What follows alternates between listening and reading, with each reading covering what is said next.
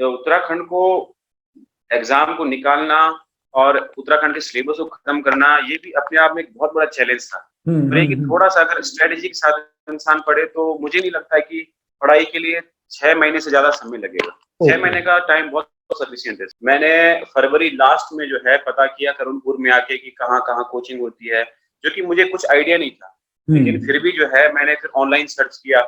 और सर बिल्कुल मैं जो है अनबायस होके बोल रहा हूँ कि मैंने आपका चैनल भी देखा था। तो उसमें मुझे याद है कि जब मैं पढ़ रहा था तो मैंने आपसे जो है चंद वंश के जो है इतिहास के स्रोतों के बारे में आपसे पढ़ा था, और मैंने पंवार वंश के बारे में पढ़ा था। तो मुझे बहुत मतलब जैसा मुझे मटेरियल चाहिए था स्पष्ट बिल्कुल कि होता तो क्या है उस ना टाइम कि जैसा हमने आप लोगों से वादा किया था कि हम सफल अभ्यर्थियों को आप लोगों के सामने लाते रहेंगे और उनके जो भी सक्सेस टिप्स हैं वो हम लाते रहेंगे। तो आज हमारे साथ एक हमारे एक्स आर्मी मैन है जिनका नाम प्रवीण असवाल है, जिनकी जो एक्स आर्मी वाली जो कैटेगरी होती है वहां पे जनरल में इनकी 3 रैंक है। तो प्रवीण जी, पहले तो गुरजी उत्तराखंडी में आने के लिए आपका बहुत बहुत धन्यवाद। और आपका जो धन्यवाद सर आपका। जी, और आपको सबसे पहले आपकी सफलता के लिए बहुत बहुत बधाई। बहुत बहुत धन्यवाद सर आपका कि आपने अपने मंच पे हमें बुलाया। जी प्रवीण जी, हम सबसे पहले आपसे थोड़ा सा आपके बैकग्राउंड के बारे में जानना चाहेंगे। जैसे हमारे सभी यहाँ पे स्टूडेंट जानना चाहते हैं, एक्स आर्मी में आप पहले ही देश की सेवा कर चुके हैं, अब आपने किस समय आपने वहाँ पे रिटायरमेंट लिया, और आपने जो ये तैयारी है, अगर हम बात करें उत्तराखंड की, तो आपने तैयारी अपनी कब से शुरू की थी? सर मैं 2020 जनवरी में रिटायर हुआ था। मैं इंडियन नेवी में जॉब करता था और 2020 जनवरी में रिटायर हुआ। तो आगे की जर्नी इस प्रकार थी कि जो हमारे नेवी का एक जो इन्वायरमेंट है वो जनरली उत्तराखंड की तरफ रुझान बहुत कम होता है। उनका रुझान जो होता है वो बैंकिंग होता है, एसएससी होता है। तो मैंने 2020 और उससे पहले बैंकिंग की तैयारी की थी। ओके। और उसके बाद कोरोना काल आया। कोरोना काल में क्या है कि हमारी जो पढ़ाई थी थोड़ा स्टक हो गई थी, क्योंकि ऑफलाइन कोचिंग अवेलेबल नहीं थी, तो ऑनलाइन कोचिंग की तरफ जाना पड़ा। तो उसके बाद फिर हमने घर बैठ के तैयारी की और मैंने एग्जाम भी दिया था, एसबीआई का एग्जाम दिया था, प्री दे दिया था, और मेंस भी जो है मेरा 1.25 नंबर से रुका था। ओके। तो सर जब 1.25 से जब मेरा मेंस रुका था तो उसका जो दर्द होता है वो बहुत ज्यादा होता है। 3-4 दिन 4-5 दिन तक नींद भी नहीं आई। वो एक मतलब एक असफल, मतलब पहली बार असफल हुआ था किसी एग्जाम में। तो सर आगे की जर्नी इस प्रकार थी कि जो है मुझे ना मैं बहुत उस टाइम पे करियर को चूज करने के लिए बहुत एक डायलेमा में था कि मुझे कौन सा करियर चूज करना है। दिल जो है अंदर से कहता था कि उत्तराखंड की सर्विस करनी है, क्योंकि 15 साल के बाद भी मैं जॉब कर सकता था और मेरा जो है स्कोप बहुत अच्छा था, वहां पे प्रमोशन का भी अच्छा था। लेकिन मुझे उत्तराखंड में जॉब करनी थी, क्योंकि बाहर की जॉब आपने काफी कर ली थी और जो है हम लोग देश विदेश भी बहुत जा चुके हैं, लेकिन अपने उत्तराखंड में नौकरी करने का एक जज्बा था। तो उसको फिर मुझे क्या हुआ कि उत्तराखंड में अच्छी खासी वैकेंसी आई, पीडीओ की, बीपीडीओ की आई, पटवारी की आई, एसआई की आई। तो मुझे फिर क्या है कि जब ये वैकेंसीज आई तो 2021 तक मैं तैयारी कर रहा था, आपके बैंकिंग और सीजीएल की तैयारी कर रहा था। ठीक है। लेकिन जैसे ही फिर मुझे उत्तराखंड की तैयारी में अब एकदम से मुझे शिफ्ट करना पड़ा, तो फिर मैंने जो है तुरंत से पता किया कि उत्तराखंड की तैयारी कैसे करें।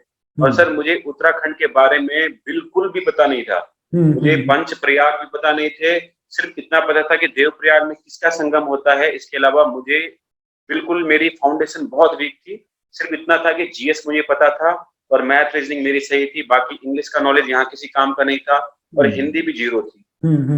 तो मैंने जो है सर 2021 में जो है मैंने फरवरी लास्ट में जो है पता किया करुणपुर में आके कि कहाँ कहाँ कोचिंग होती है, जो कि मुझे कुछ आइडिया नहीं था। लेकिन फिर भी जो है मैंने फिर ऑनलाइन सर्च किया।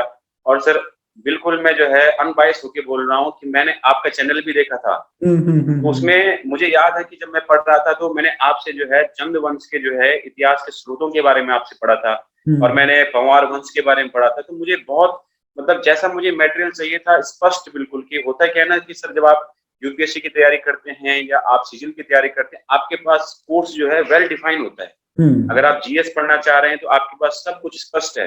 तो वैसे ही क्या है कि यहाँ पे पंवार वंश और मुझे पढ़ना था, तो वैसा मुझे जो है जब मैंने आपका चैनल देखा था तो मुझे बहुत क्लियर हो गया था कि मुझे अगर उत्तराखंड का इतिहास पढ़ना है तो मुझे किस डायरेक्शन में जाना है। सबसे पहले स्रोतों की तरफ, उसके बाद क्या इनका राजनीतिक है, क्या इनकी सामाजिक व्यवस्था थी, किस प्रकार से इनकी जो है कर व्यवस्था थी। तो सर मुझे जो है मतलब बहुत कम समय मिला था। उसके बाद फिर मैंने कोचिंग भी ज्वाइन की थी। तो मैं सर उत्तराखंड को एग्जाम को निकालना और उत्तराखंड के सिलेबस को खत्म करना, ये भी अपने आप में एक बहुत बड़ा चैलेंज था। तो ये कि थोड़ा सा अगर स्ट्रेटेजी के साथ इंसान पढ़े तो मुझे नहीं लगता है कि पढ़ाई के लिए 6 महीने से ज्यादा समय लगेगा। 6 महीने का टाइम बहुत सफिशिएंट है सर। चलिए, बहुत अच्छा। अब मैं प्रवीण जी ना थोड़ा सा यहीं पे स्पेसिफिकली हम बात करें जो एक्स आर्मी मैन है, उन्हीं से रिलेटेड मैं क्वेश्चन पूछूं। जैसे जनरली हमारे जो समाज में या जो हमारे नए स्टूडेंट हैं उनके बीच ये माना जाता है कि अगर एक्स आर्मी मैन है तो उसका पढ़ाई से लेना देना तो है नहीं, 15 साल जनरली यही माना जाता है, और उसके बाद वो फिर आके बड़े जल्दी से आपकी नौकरी निकाल ले रहे हैं। तो वो थोड़ा सा आप ये मिथ तोड़ना चाहेंगे कि जो एक्स आर्मी मैन है वो भी भर्ती निकाल सकता है और जो कुछ चाहे कोई भी सरकारी नौकरी हो वो निकाल सकता है? थोड़ा इस बारे में प्रकाश डालेंगे सर। ये जो ट्रेंड जो चलता था कि जो है एक्स आर्मी नहीं निकाल सकता, ये बहुत पहले का ट्रेंड हुआ करता था, क्योंकि जो एक्स आर्मी का जो है जो पहले सर्विंग जो लोग करते थे वो लॉन्ग ड्यूरेशन के लिए करते थे। 15 साल के बियॉन्ड 20 साल भी करते थे, 30 साल भी करते थे। तो उस टाइम पे ऐसा होता था कि उनकी एज ज्यादा हो जाती थी। लेकिन आजकल जो एवरेज रेशियो है एक्स आर्मी से रिटायर होने का और ये क्राइटेरिया पाने का, तो लोग 15 साल में भी कर देते हैं। लेकिन सर जब कोई एक लड़का या एक रिक्रूट जब एक फौज में भर्ती होता है तो भर्ती होने के साथ से ही उसकी प्लानिंग स्टार्ट हो जाती है कि मेरी सर्विस 3 साल की होगी तो मेरा ग्रेजुएशन हो जाएगा, मेरी सर्विस जो है आपकी 5 साल की होगी तो मैं एक मैं जो है एक पीजी कर लूंगा, मैं एमए कर लूंगा, एमए हिस्ट्री कर लूंगा, एमए इकोनॉमिक्स कर लूंगा। तो क्या है कि ये प्लानिंग लगातार चलती रहती है। मैंने भी वही प्लानिंग जो है सर मैंने की थी। मैं जब जो है भर्ती हुआ था मैंने सबसे पहले बीबीए किया जिससे मुझे 4 साल लगे। उसके बाद सर मैंने फिर जो है बीए किया, बीए जो है ऑनर्स हिस्ट्री में किया। फिर मैंने अगले जो है 2 साल के लिए फिर मैंने एमए किया, एमए हिस्ट्री से किया। तो सर ये जो मतलब एक आजकल एक ट्रेंड बना हुआ है वो ये है कि कंटिन्यूअस जो है आपका नॉलेज गेन करने का है सर आजकल डिफेंस में। तो आप जो है कभी भी ऐसा आंकलन बिल्कुल नहीं कर सकते कि एक्स सर्विसमैन वाला बंदा कोई अगर है तो वो बढ़ नहीं सकता और उसके अंदर टैलेंट नहीं है। आज की डेट में सर एक्स सर्विसमैन जो हैं आपके जो है बहुत सारे एक्स सर्विसमैन ऐसे हैं जो देश विदेश की यात्रा करके उनको वहाँ का कल्चर, वहाँ के एनवायरनमेंट के बारे में, वहाँ के जो है पॉलिटिकल और जो भी सोशल थिंग्स हैं, सोशल फैक्टर्स हैं, उन सबको पता रहता है सर। और जनरली क्या है कि हमारा जो अवेयरनेस होता है, जीएस का जो अवेयरनेस होता है वो काफी अच्छे स्तर का होता है। मैंने उत्तराखंड के एग्जाम में भी ये देखा कि जो है मुझे मुफ्त के जो है 5 से 7 नंबर मिल जाते हैं सर, क्योंकि मैंने जो है बहुत सारे मतलब मैंने पूरे भारत में पूरा ट्रेवल किया है, वर्ल्ड में ट्रेवल किया है। तो बहुत इजीली हमें 5 से 7 नंबर मिल जाते हैं। जो आप किताबों से पढ़ते हैं वो हमने एक्चुअल में देख रखा है और जो चीज देखी हुई होती है वो ज्यादा याद रहती है। बिल्कुल बिल्कुल, बहुत सही कह रहे हैं। और एक्स सर्विसमैन के इतने बेहतरीन एग्जाम्पल हैं सर। ये तो वीडियो तो चलो हमारे लिए तो ऐसा है कि सर री एम्प्लॉयमेंट का है, लेकिन बहुत सारे एग्जाम्पल ऐसे हैं जो लोग जो है वीडियो के स्तर से भी काफी अच्छे स्तर पर हैं। अभी आपको जो है एक यहाँ पे उत्तराखंड में भी एसडीएम भी हैं, बीच में चला था है, और बहुत सारी अच्छी अच्छी पोस्टों पे जो है विभिन्न जो प्रशासनिक पोस्टों पे यहाँ पे अभी राजस्थान में जो है आपका राजस्थान एडमिनिस्ट्रेटिव सर्विस में उन्होंने कम से कम 25 से 30 एक्स सर्विसमैन ने जो है आपकी अच्छी अच्छी पोस्टों पे एसडीएम की पोस्टों पे लगातार सिलेक्शन ले रहे हैं। वो सिर्फ इसलिए है सर क्योंकि उन लोगों का लगातार प्रयास रहता है, वो काम के समय काम करते हैं और पढ़ाई के समय पढ़ाई करते हैं। उनका टाइम बिल्कुल शेड्यूल होता है। एक वक्त के लिए मैं मान सकता हूँ कि कोई बच्चा अगर है जो बाहर तैयारी कर रहा है वो अपने शेड्यूल से बाहर हो जाता है, लेकिन सर एक जो सैनिक होगा उसके अंदर डिसिप्लिन होगा, वो अपने टाइम पे हर चीज करेगा और मैच्योरिटी का लेवल, याद करने का तरीका, पढ़ने की स्ट्रेटेजी काफी अच्छी है। जी जी, बहुत बढ़िया। ये तो आपने कहते हैं सैनिक की पहचान ही उसका अनुशासन है। तो हम अभी अगले क्वेश्चन में जाने से पहले थोड़ा यहीं से अनुशासन से हम उठाएं। तो आपने जो आपने कहा कि आपको बहुत कम तैयारी का टाइम मिला या फरवरी से आपने शुरू किया, तो 6-7 महीने में किस तरीके से आपने अनुशासन में, आपका टाइम टेबल क्या था पढ़ने का सर? सर सबसे पहले मैंने देखा कि मैं किसमें वीक हूँ। मेरा हिंदी बिल्कुल, जब मैं कोचिंग गया तो जब मैं कोचिंग में अपने नोट्स लिखता था तो मुझे जो है मात्राओं का बिल्कुल ज्ञान नहीं था, क्योंकि सर मैंने जितनी भी पढ़ाई की है सर इंग्लिश मीडियम में की है, तो मेरे लिए लिखना बहुत मुश्किल हो रहा था कि मात्राएं बड़ी, ई की मात्रा छोटी, ई की मात्रा, ऊ की मात्रा मुझे बहुत मुश्किल हो रही थी। तो मुझे जो है सबसे पहले हिंदी में कमांड अपनी बनानी थी। मैंने जो है आपका हिंदी जो है ग्रामर अपना अच्छा किया। उसके बाद मैंने देखा कि किस पे नंबर मिल सकते हैं। जैसे आपके वन वर्ड सब्स्टिट्यूट होते हैं और उसके बाद पर्यायवाची होते हैं, ये आपके बहुत इजी पॉइंट है सर। इनमें एक एक नंबर पाना आपको 4 पेज याद करने हैं और 1 नंबर आपको मिलेगा। वहीं पे आप जीएस को देख लो, जीएस में आप इतनी किताब पढ़ोगे, हिस्ट्री की आप 3-4 किताब पढ़ लोगे, उसके बाद 3 से 4 नंबर का आता है। तो मैंने इस तरीके से सब पूरा फोकस कर दिया कि मुझे अगर कवि की रचनाओं को याद करना है तो मुझे एक दिन में एक कवि की रचना रखनी पड़ेगी। इस तरीके से मेरा पूरा सिलेबस 20-22 कवि जो है 20-22 दिन में कंप्लीट होंगे। फिर मैंने सहारा लिया कि किस तरीके से जो है मुझे कम समय में याद हो सकता है। फिर मैंने स्टोरियों का सहारा लिया कि अगर जो है प्रेमचंद है, इसकी कविताएं हैं तो इनकी जो रचनाएं हैं, वो रचनाएं कौन-कौन सी रचनाएं हैं, तो उन रचनाओं के लिए क्या ट्रिक हो सकती है। तो ऐसे में करके सर मैंने पूरा जो है 1 से 1.5 महीने का समय रचनाओं के लिए अलग से निकाला, पर्यायवाची के लिए अलग से निकाला। और जितने आपको, जैसे आपको पत्राचार से भी आते हैं, पत्राचार वाला भी जो है आपको बहुत सर वो इजी पॉइंट है जहाँ पे आप बिल्कुल बगैर बहुत कम मेहनत किए हुए आप पॉइंट आप ले सकते हो। तो हिंदी का तो सर आपका लुसेंट से हो जाता है। और लेकिन इसके बाद जीएस की बात करते हैं, जीएस में जो है बच्चे सिर्फ लुसेंट की तरफ जाते हैं। अगर आपको उत्तराखंड में सिलेक्शन चाहिए तो आपको थोड़ा हटके भी तैयारी करनी पड़ेगी सर, क्योंकि जीएस भी आपको क्या है, देखो आपको उत्तराखंड और हिंदी आपको 65-70 तक लेके आएगा, लेकिन जो सिलेक्शन दिलाएगा वो जीएस दिलाएगा। बिल्कुल 65-70 के बाद जो है 65-70 एक सैचुरेशन पॉइंट है सर। इसके बाद थोड़ा नंबर लाना, थोड़ा जो मेहनती छात्र होगा जिसने जीएस पढ़ा होगा वो ही ला सकता है। तो जीएस पे आप थोड़ा सा जो है एनसीईआरटी की तरफ जाएं, जीएस आपका यहाँ से कंप्लीट हो जाएगा। और जहाँ पे बच्चे सबसे ज्यादा भूल करते हैं वो है ऐसे स्कोरिंग सब्जेक्ट जिन पे वो बिल्कुल ध्यान नहीं देते हैं, जैसे आपका कंप्यूटर है। तो कंप्यूटर सर आपका इजी पॉइंट है कि 3-4 आपके जो है नंबर आने ही है, और उस पे आपको कितना समय देना है। अगर आप जो है एग्जाम शुरू मतलब अगर आपके एग्जाम 1 महीने बाद है, अगर आप 15 दिन पहले भी पढ़ोगे तो आप इजीली जो है 3-4 नंबर ला सकते हो। वैसे सर रीजनिंग है, रीजनिंग भी बहुत इजी रीजनिंग आती है, जिसको आप बहुत आसानी से लेके आ सकते हो। सर ये तो रही बात कि आपको क्या पढ़ना है, लेकिन इसके अलावा थोड़ी मेहनत खुद भी करनी पड़ती है। जैसे उत्तराखंड की साइट है, तो मैंने हर चीज ऑथेंटिक तरीके से, मैंने उत्तराखंड की साइट है, जैसे आपका जो सांख्यिकी विभाग है, आप उस पे जाओ, इकोनॉमिक सर्वे को पढ़ो उत्तराखंड का, तो वहां से आपकी कृषि है या आपका जो है जैसे आपका जीडीपी है, तो इस तरीके से आपको उत्तराखंड में पर कैपिटा इनकम है, ऑथेंटिक चीजें आपको वहां से मिलेगी। तो आप जो है हमेशा बजट पढ़ के जाएं, आप हमेशा इकोनॉमिक सर्वे पढ़ के जाएं, आप जो है हर विभाग को खोल के देखें। उत्तराखंड का जो प्रशासन है, एडमिनिस्ट्रेशन है, उनमें हर जगह दे रखा है। जैसे अब हाई कोर्ट है तो हाई कोर्ट वाली साइड पे जाएं तो वहां से आपको बहुत सारी चीजें मिलेगी। अब जैसे पटवारी का एग्जाम है सर, तो पटवारी के एग्जाम पे हर किसी का फोकस है कि भाई परीक्षावाणी पढ़ूंगा, उसके बाद फिर अजय रावत में थोड़ा सा अच्छा सा दे रखा है, किशोर खड़ोच में तो आपको इतिहास ही मिलेगा। लेकिन किसी बच्चे ने अभी तक भी ट्राई नहीं किया है कि अगर मुझे पटवारी का एग्जाम है तो पटवारी के एग्जाम में क्या आ सकता है।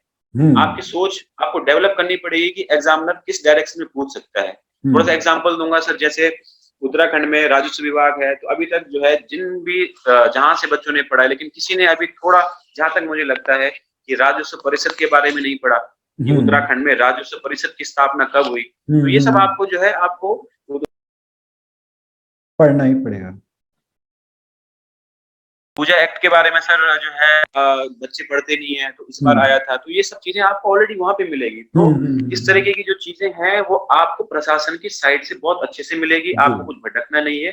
थोड़ा सा आपको एक आउटर जो है आउटर डायरेक्शन में जाके ऑथेंटिक चीजें आप अपने लिए बनानी पड़ेगी। जी जी जी, बहुत बढ़िया। आपसे बातें करके बहुत अच्छा लग रहा है और लग रहा है कि आप एक लर्नेड पर्सन है, आपने मेहनत की हुई है अपने ज्ञान में। लेकिन अब थोड़ा सा हम आते हैं कि जब इतना पढ़ने के बाद आपने जब ये परीक्षा दी, आप सफल हुए, लेकिन अब ये जो भर्ती परीक्षा है ये विवादों में है, तो आपका क्या कहना है इस बारे में? आप थोड़ा सा, आपको क्या लगा, किस तरीके से आपको महसूस हो रहा है, वो थोड़ा सा आप बताना चाहेंगे? सर बिल्कुल सर, जो एक व्यक्ति जो मेहनत करता है उसके लिए ये एक बहुत ही मतलब इससे बेकार बात कुछ नहीं हो सकती है कि आप मेहनत करते हो और आपकी मेहनत का आकलन किस तरीके से होता है।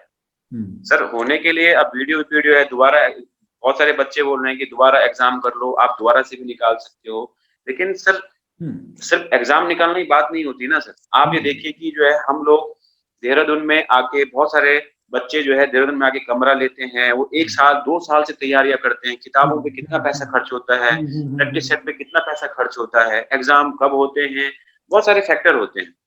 कुछ के घर वालों ने उन्हें डेडलाइन भी दे रखी है। तो जब वो बच्चे बड़ी मेहनत से एक जो है एक मतलब अपनी फुल एनर्जी के साथ पढ़ते हैं और एग्जाम निकालते हैं, और उसके बाद जो है अचानक से आके कोई कहे कि जो है नहीं एग्जाम दोबारा होगा और आप जो है तैयार रहो, तो निकालने के लिए सर हम अभी भी निकाल सकते हैं, पर समस्या ये है ना कि सर जो आपने जो समय दिया है, आपने 1 से 1.5 साल समय दिया है, आपने जो मनी इन्वेस्ट की है और आपका जो टाइम इन्वेस्ट हुआ है, और आपने इससे बेहतरीन अपॉर्चुनिटी को मैंने खोया है सर। इससे बेहतरीन जो है अपॉर्चुनिटी मैंने खोई है, जहाँ पे मुझे जो है, आप बैंकों में अगर मैं सर्विस करता तो 1 लाख तक की सैलरी मिलती, लेकिन मैंने उसको भी बॉयकॉट किया। मैं नहीं, मुझे उत्तराखंड की सर्विस करनी है, क्योंकि यहाँ पे रह के मैं पहाड़ों की क्षेत्रों की तरफ जा सकता हूँ। मेरा शहरीकरण पे थोड़ा ध्यान कम रहता है, क्योंकि एनवायरनमेंट थोड़ा यहाँ का ऐसा रहता है, हेल्थ इश्यूज रहते हैं। ठीक है। तो इस तरह की समस्याएं, तो जो लोग इन पे आरोप लगाते हैं कि जो है इस पे धांधली हुई है, सर मैं आपको बता देना चाहता हूँ कि यहाँ पे उत्तराखंड में अभी एक ऐसा माहौल बन गया है कि कुछ लोग ऐसे कार्य कर रहे हैं। अगर इसको थोड़ा आप ना सर, जैसे एक फॉरेस्ट वन दरोगा का भी एग्जाम हुआ था, तो उसमें भी आपने देखा होगा कि एक ऑडियो कॉल फेक चली थी, कि जिसमें पैसे लेने की बात कही थी। सर आप सोचो कि अगर इस तरीके के लोग यहाँ पे काम कर रहे हैं, मतलब किसी के पास तो इतना टाइम है कि फेक जो है ऑडियो रिकॉर्ड करके बच्चों को भ्रमित किया जाए, पढ़ाई से उनका विश्वास हटाया जाए, उनको ये विश्वास दिलाना कि पढ़ाई करके कुछ नहीं होता है। तो सर इस तरीके के, जब आपको पता है कि इस तरीके के जो है अनसोशल एलिमेंट काम कर रहे हैं, तो उनका जो नेक्स्ट टारगेट था वीडियो भर्ती था।